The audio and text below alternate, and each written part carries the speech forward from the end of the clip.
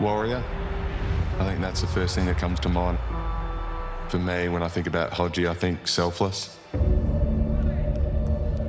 He was an incredible junior. He was drafted in 2001. He was the #1 pick. That draft was known as the Super Draft, so he would have been under significant pressure as a 17-year-old coming in. But my earliest memory of Luke is just seeing a competitor. Beautiful hands from Luke Hodge. Hawthorn were down the bottom for a few years, and then Luke was a huge part of setting the culture, but also driving the standards of what we need to become and how we train, how we prepare. Geez, clever. Just his attack on the ball. He'd grab the ball and just run straight through someone. Just that physicality was incredible to watch and really set the tone for us younger boys to go, you know what, that's the way you go about it and play footy. Hodge on the left for #5. You betcha. 2007 against Western Bulldogs, I think he had nearly 35 touches, kicked 6 goals. As a midfielder, to be able to do that is just incredible. Delightful. His ability to play on the big stage is one of the best ever. To win 2 Norm Smiths, 4 grand finals, to be able to do that every time he played a final speaks volumes, and really just set the tone for everyone at the club that, look, this is my club and I'm leading you guys to the Holy Grail, which he's able to do several times. It was a golden day for a great club. Him being captain for so long, I think it just shows you what kind of person he is. He treated everyone equally, from a first-year player up until a guy that's played over 300 games, which was awesome to watch. I think he led by actions, and then everyone lifted off him in the big games. You knew that he was going to step up and he'll be there. You can't do that unless your name's Luke Hodge. We probably don't want to talk about the 2014 grand final. It was an awesome game for Hawks, and Hodgie was able to go on and get his second Norm Smith and have a really special day. He can feel that cup in his hands, I reckon. Cheeky Hodgie. It's probably a good moment for Hodgie, giving me a kiss. Back to Hodge. That's a goal, I think. It is. Hodge has done it from nowhere. It's recognition for what an unbelievable career. All the hard work and the discipline, and he was never about himself, ever. And then look what comes out in the wash. He wins these premierships. But that's all due to the way he went about it, the way he was respected at the club. Hodge up and turning back the clock. Brisbane getting Hodgie to the club really changed the club at that stage. They had so many young kids coming through. We're down the bottom of the ladder and they needed a leader to come in there and show them the way. And I think it just speaks volumes of Luke. He was able to do that at Hawthorn, and then to go up to Brisbane, really set the scene, and then they've literally made their way up the ladder ever since. Can straighten up Luke Hodge and goal! Luke Hodge will be remembered for being an icon of the AFL, there's no doubt about that. 3-time premiership captain, 4 premierships, 2 Peter Crimmins medals, and 2 Norm Smiths. I think it says it all, really, doesn't it? So Hodgie, beautiful scenes. I'm over the moon for Hodgie to be inducted. It's well deserved. I'm sure him and his family, all the supporters, Hawthorn and Brisbane will be very proud of him. He's obviously a very humble man, but I'm sure deep down he'd be very proud of what he's been able to achieve in this great game, and he can sit back and have a cold beer and really enjoy it. Perhaps it was always destined to be so. Luke Hodge joins the Australian Football Hall of Fame. Hodge will go all the way here, sizes them up from 50, and he can tell you what the left. Hodge, very well. Hodge on the left for #5. You betcha. Hodge, some hard running and controlled the footy brilliantly well. Outside of the boot, great start, Hawks. Gets on the end of it, can straighten up Luke Hodge and goal! Silky skills to Hodge. Oh, Ducks out of trouble.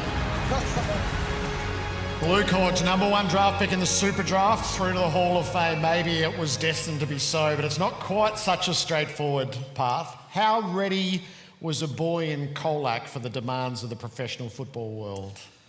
I just had a laugh there. That's, physically on field, I thought I was ready. Off field, I guess I had a long way to go. I guess when you grow up, I left school year 11, moved to Melbourne as a 17-year-old. I guess the education back then probably wasn't to what it was in Melbourne, because I know that you spoke about the super draft. You had Bally and Juddy, both private school boys. What I found out later was they'd have guys that had been drafted from that school come back and educate them, tell them what to eat and drink before a game to fuel yourself, how to recover, how to prepare for the next week. My introduction into senior footy was, as a 15-year-old back in Colac, was a piece of pizza and a can of beer. So things have changed for the better, but I guess that's how we grew up in the country, and things have come a long way. The modern phenomenon is the number one draft pick is seen at some clubs as the saviour figure, but maybe not so much as at Glenferrie when you arrived? No, I think the first introduction to Hawthorn, there was a protest that they didn't want Trent Croad to leave. So I think there was about 5,000 people down at Glenferrie Oval hating me or whoever they were going to take as the number one draft pick. So luckily we had a function in Gather Round, and I asked the lady who attended that, did I do enough to change your mind? And she said slowly, but we finally got there. So it goes to show the passion that Hawthorn supporters, but all club supporters go through when they see someone who they want to barrack and cheer for a number of years and going to get shipped off over the other side and bring in an untried, unknown kid. Luckily after a while I was able to get there. How steep was the learning curve, and how central a piece is the change of coach when Alistair Clarkson comes in? It was massive. I guess I think when you're 17 and you get drafted, you want to continue to do things your own way. And there was people around that you could probably lean towards and listen, but you don't know what you don't know. And I didn't know a lot at the time. And I guess the change of coach, Clarko coming in, Andrew Russell coming across, I guess guiding a young kid was no more. It was, if you're ever going to live up to your potential, you need to start acting like a professional footballer. You've got to stop going back to Colac every weekend. You need to spend more time around the guys at the football club who think professional lifestyle. So I think there was a few hard conversations with Clarko and Andrew, but as I said, it was always on reaching your potential and not falling short. And they pushed you. How close to breaking point? I think I didn't know it until a few years later, but I think Croft went and spoke to Andrew Russell and said, "You're going to push this kid out of football." And Jack said, "Oh, we'll have to wait and see, because I'm not going easy on him." So I think that's the care and the guide that we had at the football club. You had senior blokes who would go and try and step in when they needed to, but I think what Andrew Russell and Clarko really saw was they knew how to read me, they knew what buttons to push and how I respond. And then you became the prolific midfielder that you were drafted as, and Buddy there recalls the 35 disposals and 6 goals. And no sooner have you bedded down than Clarko wants to take you out. Yeah, I guess that was about mid-2008. I'd finally, after the first 3 or 4 years, it was a bit rocky. I'd had a lot of injuries. Juddy had a Brownlow, a BNF and a premiership. So I think the comparison there was definitely favoured towards him. But I guess things had started to turn around. I'd started to understand through good pre-seasons how to look after your body, that performance on the field was starting to come. And then Clarko come late 2008 and said, "We want to move you from midfield to half back." And I'm like, "I've just tried to start to prove why you picked me up." But I guess he knew the right things to say. He was hanging that, I guess, the carrot, dangling that carrot to me, sort of saying that you could sit there and continue to get individual accolades or awards, but if you do the team first thing and play a position that's going to benefit us as a group, then a premiership medal is why we all play football, and you'll have one of those at the end of the year if you listen. And it worked out that, he was correct. Annoyingly, he was always right. Yeah, I didn't know how I would have responded if we didn't quite get there, but if someone sits down and talks it through, and that was one thing, is he knew what to say, he always had answers for what you're going to come back with, but when a coach dangles that, and it turns out that way, and then you sort of see all the hard work that you put in for you understand that you're just a pawn in a game of football, and whatever you can do to help succeed or to help playing that last Saturday in September you'll do whatever you can. So suddenly you're in the 2008 grand final, but things haven't necessarily gone to plan in the prelim. What's your week like? No, I think Cossie's here. I went back at the end of the first quarter and tried to spoil, and Cossie kneed me in the ribs. Didn't think much of it, but I coughed up blood. And then all of a sudden the doctors were a bit paranoid and got through the game, no problems. But then obviously when you replay it on TV, it's a bit of a circus of what's going to happen. And I remember going into the medical rooms with Andrew Lambert and Andrew Russell and Pete McQueen, and I think Andrew said, well, no point getting a scan. If you get through the fitness test, we're going to test you this week. If you get through, then we know you're right to play. If you don't, then your ribs are probably a bit more serious than what we thought. So we put a bit of padding on. We already had enough padding around the midriff anyway, so added a little bit more around the ribs and, got through unscathed. Did you get it tested out in the game? Stokesy played junior footy with Stokesy. He came up and threw a couple of jabs to it early in the game.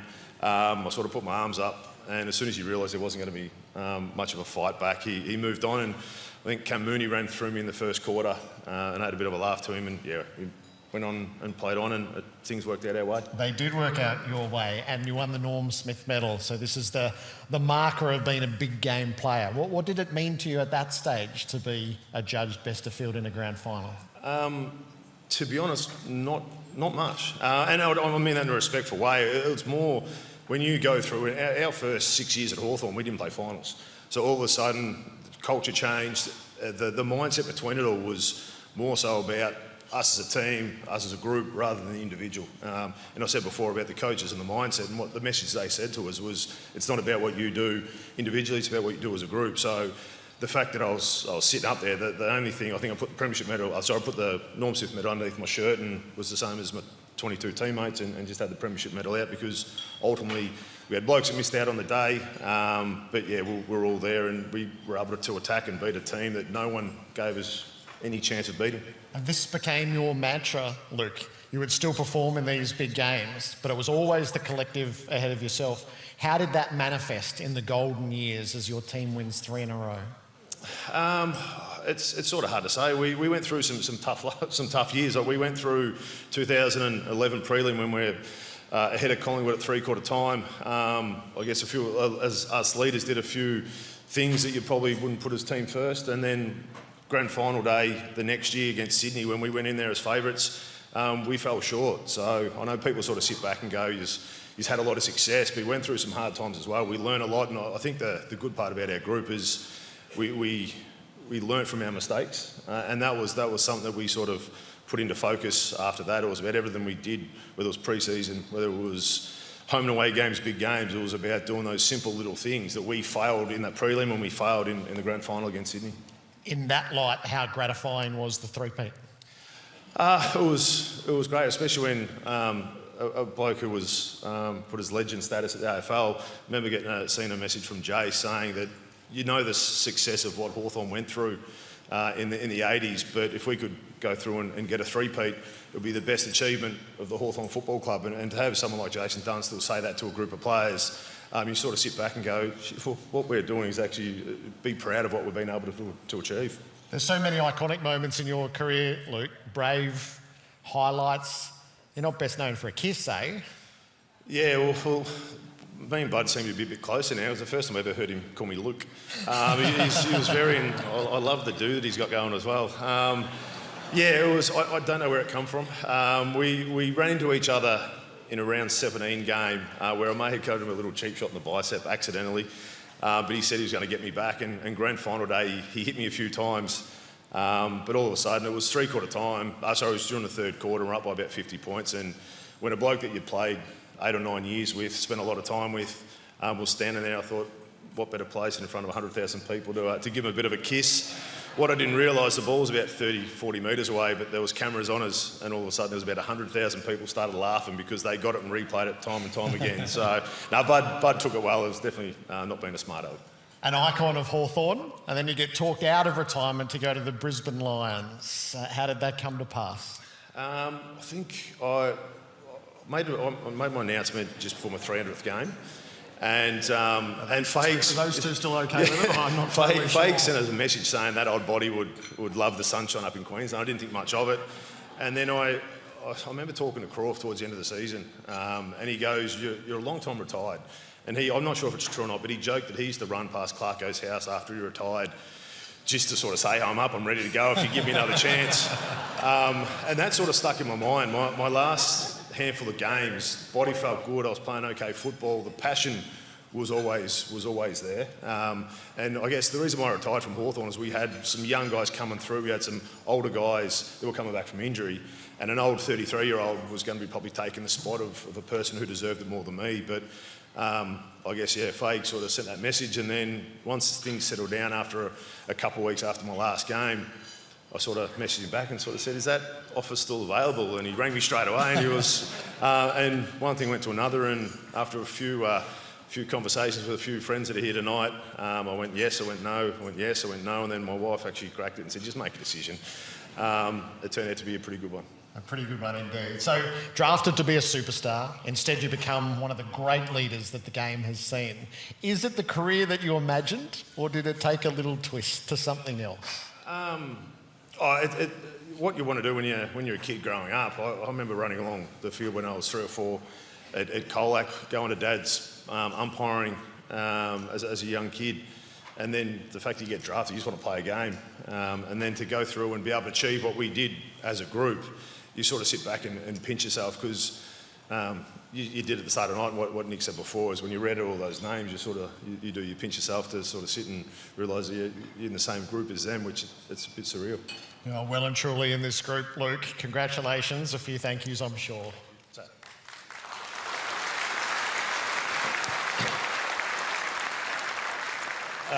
Firstly, a massive thank you to the AFL. I guess I'll reiterate everything that Aaron and Nick said about being able to stand in a room with so many greats. Still, I feel like a little kid with the footy cards, as I mentioned, but you look back, and even we had the Hawthorn Hall of Fame last year, and to see the greats of that football club, I was in awe of then, and then you walk into a room like this and you do have to pinch yourself. The next thank you's got to be the Hawthorn Football Club, to Swabby, to John Turnbull, to the recruiters, to take a risk on a 17-year-old kid who just finished year 11, was very raw. Still didn't have my licence for about 8 months into my first year at Hawthorn. And they were put under the pump for a number of years. As I mentioned, Juddy jumped out of the blocks and had a ripping 4 or 5 years. So they were put under the pump, but hopefully I repaid them by the end. So many coaches that have come through from junior footy to senior footy. I mentioned before, Clarko and Andrew Russell, the change that you guys had for me, understanding that you're not just lucky to be in this position, it should be a privilege to be able to get everything you possibly can out of it. It took me a number of years, but I did listen after a while, and the guidance and I guess Fagues. There's no way I'm not going to Brisbane if it's not the respect that we have for you. I didn't know much about the Lions at that stage, but I guess the trust that we had as a family, we moved up there at the drop of a hat because of the passion and what your sight for that football club was. Football clubs are amazing places, and I know Nick said before about physios and doctors. They seem to be where the foundation of football clubs are. You hear a lot of the stories from the older players. The physios, the doctors are all absolute rippers, and that's no different at Hawthorn and Brisbane. We found ourselves in there a lot just as a senior crew, bantering with them, and I think that's the special part of football clubs. All the physios, I know I spent a lot of time in there over my 18 years, and I wouldn't have got through that journey without them. I guess Paul and Mal, I guess the managers who guided me throughout my early years, and then all the way until I retired, firstly at Hawthorn and then Brisbane. The guidance that you guys gave me off the footy field was a lot of things I still use now and take to heart. So thank you for the guide. Sal and Cam, who have guided me over the last 4 or 5 years. The care factor is unreal. I can't thank you guys enough. Also, the football is a big side of things, but what is also a massive thing is the mentors off the footy field. And I've got a lot of guys that have helped me, that have been good friends, that have helped me transition out of football, whether it's been a business side of things, whether it be dropping things at the drop of a hat and leaving and flying up to Brisbane to help us because we need it, or guys that have helped me with life and leadership stuff. That if you settle things off the footy field, it's amazing the impact that it can have on the footy field. So. A massive thank you to all the guys that you don't see that you run around with every week. The teammates, I couldn't thank you guys enough. And I sort of mentioned it on here, a little bit about my story, but the sacrifices that you guys that did, I guess once you have a bit of hard luck, as I mentioned in 11 and 12, the selfless mindset, what you sacrificed, whether it was positions you played, whether it was money from other clubs. We sort of had a band that would sort of stick together, and what we were able to achieve was an amazing effort. To be 4-time premiership players with you guys, I couldn't thank you enough for your sacrifices. Now, family. I've got to thank my sister Bianca. I was a bit of a terror as a kid, so for her older sister to be able to keep me in line, which wouldn't have been easy. Younger brother, Dylan, who's 12. Very rarely that you grow up and be in a profession where you can bounce things back and forth off your brother. I guess as a manager, he's learned a lot from my mistakes as a kid. So I've been able to help in that way, but I've been able to pick his brain a lot from my role at the moment. So massive thank you for siblings. Parents. The work that you guys put in, working the 2 jobs so we could actually have an enjoyable lifestyle as kids. I know it wasn't easy. Mum doing the night shift, you always knew that the sports stuff was always going to be ready. The next morning there's always lunches for school, always going to be ready when you do those long hours at night time. And also Dad used to drive to Melbourne every day, but then when we had trials and all the other stuff, at the drop of a hat you would jump back in the car and drive back to Melbourne again on your day off, just to help me get to where I wanted to get to. And finally, Loz and the boys. I guess to have 4 boys, to be able to, I guess, watch and see them grow up. Obviously a wide stretch from 17 down to 5. They make you smile at the end of the day to go and watch them play sport, whether it's basketball, rugby. I'm not sure we got chased into that, but rugby and AFL. It makes your weekends. And then finally, Lozzie, been with me throughout the whole journey. It's been an amazing journey. A lot of the things I've spoke about tonight is to be a good footballer, to be a successful footballer, it's about selfless, it's about team first. But to be a footballer, you've got to be selfish. You miss out on a lot of things. You miss out on family events. You miss out on parties where Loz has got to chuck the kids in the car and go on family holidays. And I've got to go to Tassie to play football or other things. So I know people throw out that you've been a rock, but you have been. What you've been able to do while I've been away following my dream, there's no way I would have been able to do it without you. So I love you, thank you very much. And congratulations to the rest of the inductees, and hope everyone has a great night. Good stuff, mate.